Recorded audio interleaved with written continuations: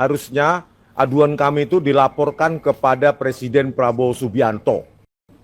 Ya, tadi banyak yang kita tunjukkan ya, demonstrasikan ya terkait dengan sejumlah metode ya yang kami demonstrasikan tadi terkait dengan ijazah maupun lembar pengesahan skripsi atas nama Joko Widodo, terutama lembar pengesahan skripsi yang kami analisa dengan metode OCR ya, Optical Character Recognition, dengan di hybrid dengan edge detector dan adaptive thresholding. Jadi di situ bisa kami buktikan bahwa lembar pengesahan Joko Widodo ya dengan menganalisa proportional spacing dan kerning, maka itu kita buktikan bahwa lembar pengesahan Joko Widodo itu dibuat dengan teknologi digital, word processor modern. Tebakan saya adalah word processor Word document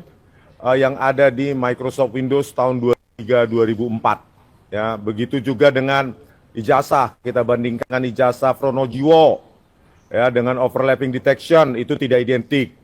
Terus dengan uji lapisan visual menggunakan metode yang dinamakan dengan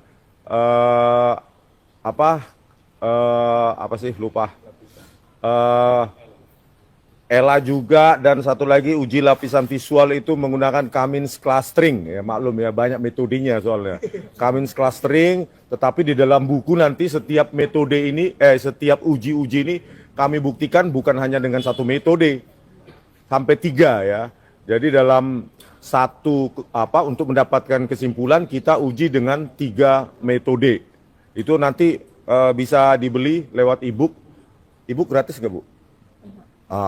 E-booknya nanti, modal dari e-book nanti kita pakai untuk cetak ya 500 sampai 600 halaman. Sudah hampir selesai sih ya.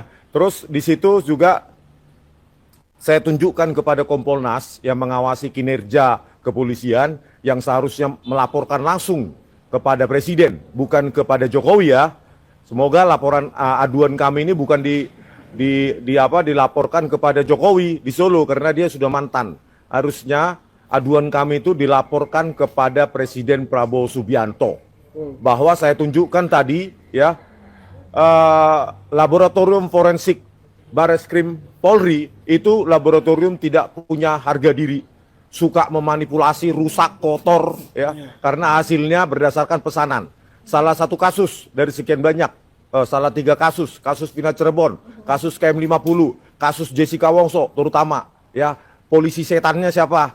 Yaitu Tito Karnavian. Berikut polisi setan lainnya siapa? Krisnamurti yang sekarang menjabat Dirtipidum Kadip Pintar. Terus sekarang polisi setan lainnya, Kepala Laboratorium Komputer Forensik itu Muhammad Nual Azhar. Ya, kasus Jessica pangkatnya masih AKBP. Sekarang sudah Brigjen. Itu loh, polisi setan kok malah kita bayar pakai uang pajak. Harusnya kan Pak Prabowo Subianto ketiga polisi setan itu ya di Nusa Kambangan. Gitu loh.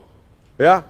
Makanya kami meminta kepada Kompolnas untuk mendukung atau mendorong diadakannya RDP, rapat dengar pendapat, supaya kita bongkar ini bobroknya laboratorium forensik Bareskrim Polri.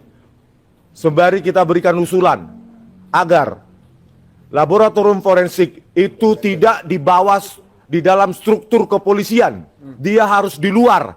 Dia harus independen supaya hasilnya tidak diatur-atur sesuai dengan keinginan para jenderal-jenderalnya.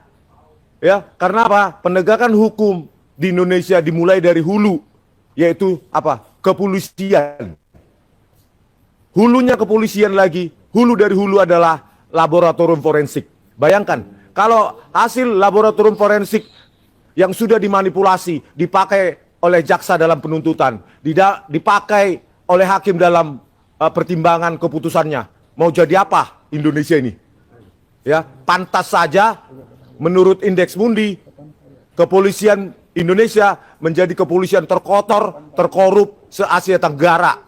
Kalau menurut saya pribadi, kepolisian Indonesia adalah kepolisian terkotor, terkorup sedunia. Oleh karena itu Pak Prabowo Subianto rakyat sangat berharap pada Anda untuk membenahi secepat-cepatnya, ya, secepat-cepatnya dalam tempo sesingkat-singkatnya menjelang Indonesia merdeka tanggal 17 Agustus 2025. Ya, tanggal 7 hari ini, 10 hari lagi tunjukkanlah ya bahwa Pak Prabowo Subianto adalah presiden yang merdeka. Merdeka dulu Pak dalam memilih Kapolri, Jaksa Agung, menteri-menteri yang menjadi limbah dari Jokowi. Baru kita bisa merayakan 17 Agustus. Kalau presidennya saja tidak merdeka, maka rakyatnya pasti belum merdeka.